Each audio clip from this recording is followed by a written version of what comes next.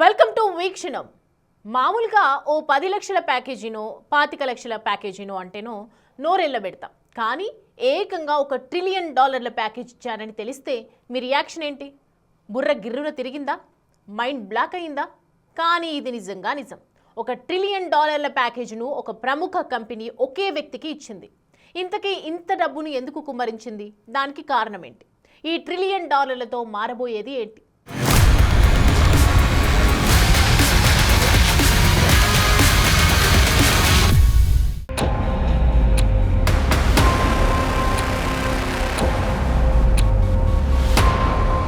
సెకనుకు 2.5 లక్షలు, నిమిషానికి 1.5 కోటి, రోజుకి 2100 కోట్లు, రాబోయే 10 ఏళ్లలో $1,00,000 కోట్ల.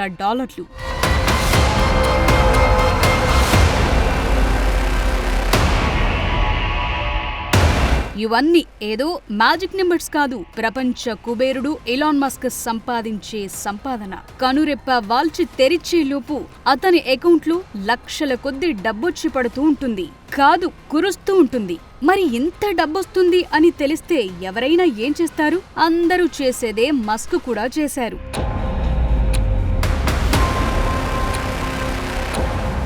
$1 ట్రిలియన్ ప్యాకేజ్ మన ఇండియన్ కరెన్సీలో చూస్తే అటు ఇటుగా 84 లక్షల కోట్ల రూపాయలు. కార్పొరేట్ ఇండస్ట్రీలో ఇలాంటి ప్యాకేజ్ నభూతో న భవిష్యత్తి అనే చెప్పాలి. ఇలాంటి ప్యాకేజ్ ఇవ్వాలంటే అతనికి ఎన్ని అర్హతలుండాలి? అతని క్యాలిబర్ ఎంతయుండాలి? అసలు ఆ కంపెనీ వాల్యూ ఎంత ఉండాలి? కానీ ఇవన్నీ టెస్లా కంపెనీకి, ఎలాన్ మస్క్ కున్నాయి. అందుకే ఆ కంపెనీ ఇంత భారీ ప్యాకేజ్ ను ఆఫర్ చేసింది.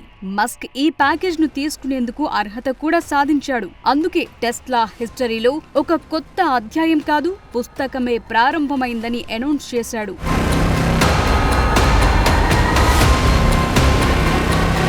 మస్క్కు $1 ట్రిలియన్ ప్యాకేజ్ అందించడానికి టెస్లాలో 75% మంది షేర్ హోల్డర్లు ఆమోద ముద్ర వేశారు. దీంతో అతనికి ఈ ప్యాకేజ్ దక్కింది. నిజానికి ఒక వ్యక్తికి ఈ స్థాయిలో ప్యాకేజ్ ఇచ్చేందుకు ఎవరైనా విమర్శలు చేస్తారు, కాస్త తటపటాయిస్తారు. టెస్లా కంపెనీ బోర్డులోని చాలా మంది కూడా అదే చేశారు. కానీ ఈ ప్యాకేజ్ కి ఓకే చేయకపోతే మస్క్ కంపెనీకి టాటా చెప్పేసి వెళ్లిపోతారని చెప్పటంతో నచ్చినా నచ్చకపోయినా, ఇష్టమైనా కష్టమైనా అందరూ ఓకే చేశారు, ఆమోద ముద్ర వేశారు. దీంతో మస్క్ స్టెప్పులు షురూ అయ్యాయి.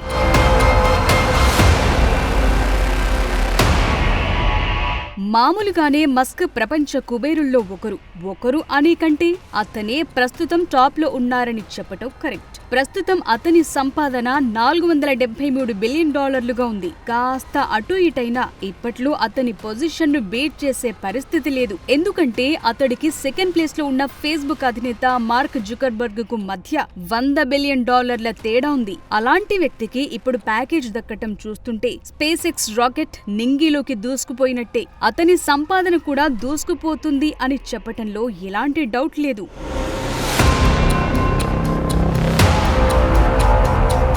కానీ ఇక్కడ 2 విషయాలున్నాయి. ఒకటి, ప్రస్తుతం టెస్లా కంపెనీ పరిస్థితి అంత బాగోలేదనే ప్రచారం జరుగుతోంది. కంపెనీ లాభాల్లోనే కనిపిస్తున్నా ఆశించినంత లాభాల్లో అయితే లేదనే చర్చ బిజినెస్ సర్కిళ్లలో జరుగుతోంది. ఎలక్ట్రిక్ కంపెనీ కార్ల తయారీలో ప్రస్తుతం చైనాకు చెందిన BYD కంపెనీ గట్టి పోటీనిస్తోంది. రోజు రోజుకు అంతకంతకు విస్తరిస్తోంది. మరి ఇలాంటి సమయంలో $1 ట్రిలియన్ ప్యాకేజ్ ఎలా అనౌన్స్ చేసింది? ఎందుకు చేసింది?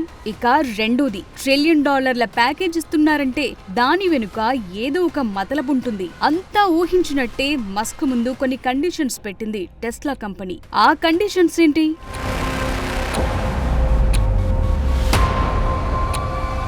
ముందుగా టెస్లా మస్క్ ముందుంచిన కండిషన్స్ చూద్దాం. ఫస్ట్, ఇది 1 ఏడాదికి సంబంధించిన ప్యాకేజ్ కాదు.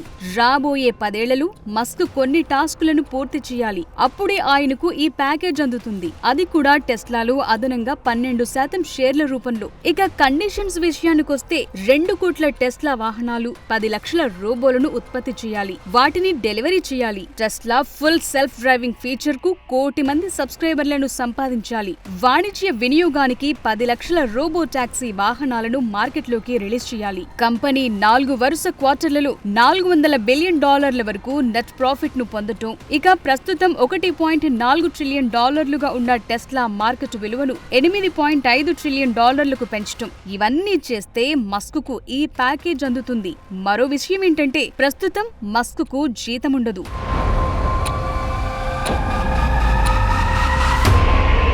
అంటే టెస్లా కంపెనీ వాల్యుయేషన్ $500 బిలియన్ పెరుగుతున్నా కొద్దీ మస్క్ కు ఒక్కో శాతం షేర్లు చేరుతూ ఉంటాయి.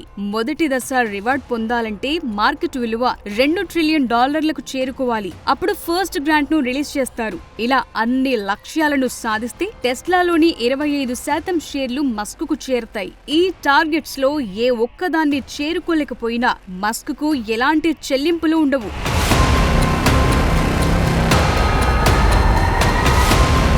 సో మస్క్ చేయాల్సింది చాలానే ఉంది. మరి ఇదైతే అంత సులభంగా కనిపించడం లేదు. ఎందుకంటే ప్రస్తుతం టెస్లా కంపెనీ లాభాల్లోనే ఉన్న ఆశించిన తీరులో అయితే లేదు. టెస్లా కంపెనీ కార్ల అమ్మకాలు తగ్గాయి. ఈ ఎఫెక్ట్ లాభాలపై పడింది. ప్రపంచ వ్యాప్తంగా ఎలక్ట్రిక్ వాహనాల కొనుగోళ్లు తగ్గిపోవడంతో వాహనాల అమ్మకాలు 13% తగ్గాయి. దీంతో అమ్మకాలను పెంచడానికి కంపెనీ కొన్ని మోడళ్ల ధరలు తగ్గించింది. ఇది కూడా లాభాలపై ఎఫెక్ట్ చూపించింది.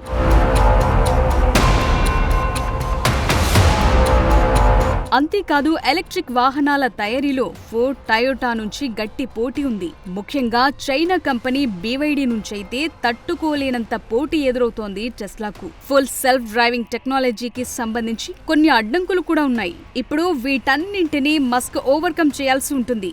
మరి ఇది అంత సులభమేనా? అసలు మస్క్ ఇంత డబ్బుతో ఏం చేస్తున్నారు?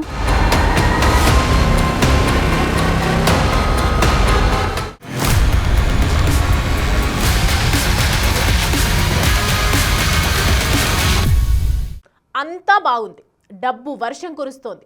కానీ తన ముందు టెస్లా ఉంచిన ఈ టాస్క్లో మస్క్ పాస్ అవుతాడా? అసలు అయ్యే ఛాన్స్ ఉందా? ఇంతకీ ఇప్పటికే ప్రపంచ కుబేరుడుగా ఉన్న ఎలాన్ మస్క్ ఇంత డబ్బుతో ఏం చేస్తున్నాడు? వచ్చే డబ్బుతో ఏం చేయబోతున్నాడు? ఇప్పుడు ఇవే ప్రశ్నలు అందరికీ ఎదురవుతున్నాయి. మరి నిజంగానే ఈ డబ్బుతో మస్క్ ఏం చేయబోతున్నాడు?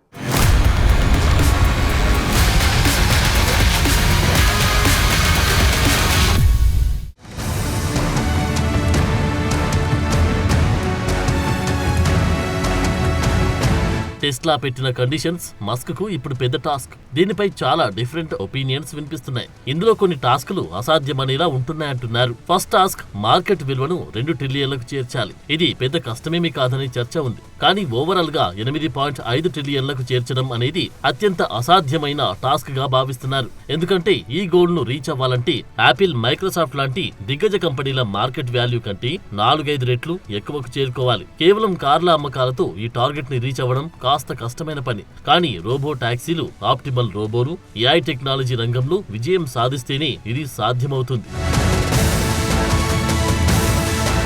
2 కోట్ల వాహనాలు అమ్మకాలు, $400 బిలియన్ నెట్ ప్రాఫిట్. ఇది కాస్త కష్టమైన టాస్క్. ఎందుకంటే ప్రస్తుతం టెస్లా ఏడాదికి 20 లక్షల యూనిట్లు మాత్రమే అమ్ముతుంది. దీనిని 10 రెట్లు పెంచాలి. ఇది చాలా పెద్ద టాస్క్. ఇక $400 బిలియన్ నెట్ ప్రాఫిట్ అనేది కూడా అన్రీచబుల్ అన్నట్టుగా ఉంది. ఈ స్థాయిలో లాభాలు రావాలంటే AI సేవలు, రోబోటిక్స్ పైనే పూర్తిగా ఆధారపడాల్సిన పరిస్థితి అని చెప్పాలి. 10 లక్షల రోబో టాక్సీలు, 10 లక్షల ఆప్టిమస్ హ్యూమనాయిడ్ రోబోలను సర్వీస్ లోకి తీసుకురావడం అనేది కూడా స్పెక్యులేటివ్ టెక్నాలజీ పైనే ఆధారపడి ఉంది. ఎందుకంటే ఈ రోబోలను ఇంకా మనుషుల మధ్యలోకి తీసుకొచ్చేందుకు కావలసిన అనుమతులు, వాటిని పర్ఫెక్ట్ గా నియంత్రించడం ఇంకా టెస్టింగ్ దశలోనే ఉంది. రోబో టాక్సీల టార్గెట్ మాత్రం రీచ్ అయ్యే అవకాశం ఉంది. ఇది సక్సెస్ అయితే ఈ ఒక్క రంగం నుంచి $1 ట్రిలియన్ మార్కెట్ వాల్యూను తెచ్చిపెడుతుందని నిపుణులు చెప్తున్నారు. సో ఇక ఓవరాల్ గా చూస్తే ఇందులో కొన్ని టార్గెట్లను మస్క్ ఖచ్చితంగా రీచ్ కాగలడు. కానీ $8.5 ట్రిలియన్ టార్గెట్ ను రీచ్ అయ్యేది మాత్రం కాస్త కష్టమనేది ఇప్పుడు నిపుణులు చెప్తున్న అభిప్రాయం. కానీ మస్క్ ట్రాక్ రికార్డ్ మాత్రం పెద్దదని చెప్పాలి. ఎందుకంటే స్పేస్ ఎక్స్ లాంటి సంస్థలు ఈ రోజు ఇంత సక్సెస్ అయిందంటేనే దానికి కారణం మస్క్.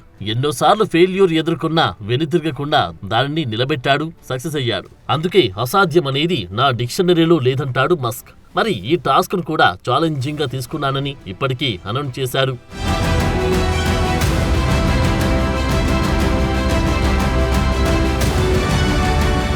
మరి మస్క్ ఈ డబ్బునంతా ఏం చేస్తాడు అనేది మరో ప్రశ్న. ఇప్పటికే మస్క్ చాలా ఏళ్లుగా ప్రపంచ కుబేర్ల జాబితాలో టాప్ 5లో ఉంటూ వస్తున్నాడు. కానీ తనకు సింపుల్ లైఫ్ ఇష్టమని చెప్తుంటాడు. మ్యాన్షన్లు, ఫ్యాన్సీ ఫుడ్ తనకు అవసరం లేదంటూ ఇంటర్వ్యూలలో చెప్తూ ఉంటాడు.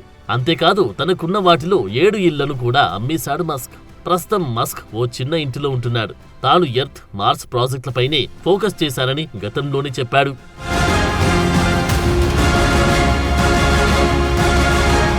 మస్క్కు టెక్నాలజీలో ఓ పెద్ద ప్రాపర్టీ ఉంది. 295 కోట్లతో దాన్ని కొనుగోలు చేశాడు. దీనిని తన 3 మాజీ భార్యలు 11 పిల్లల కోసం కొనుగోలు చేశాడు. లగ్జరీ కార్లపై మాత్రం ఎక్కువగా ఖర్చు చేస్తున్నాడు మస్క్. కానీ చాలా సేవలు మాత్రం చేస్తున్నాడు. అయితే దీనిపై అనేక ఆరోపణలున్నాయి. ట్యాక్సులు తప్పించుకోవడానికి ఇవన్నీ చేస్తున్నాడు అనేది కొందరి వాదన. విషయం ఏదైనా ఇప్పటికే ప్రపంచ కుబేరుడైన మస్క్ మరో $1 ట్రిలియన్ తన అకౌంట్లో వేసుకుంటాడా లేదా అనేది త్వరలోనే తేలనుంది.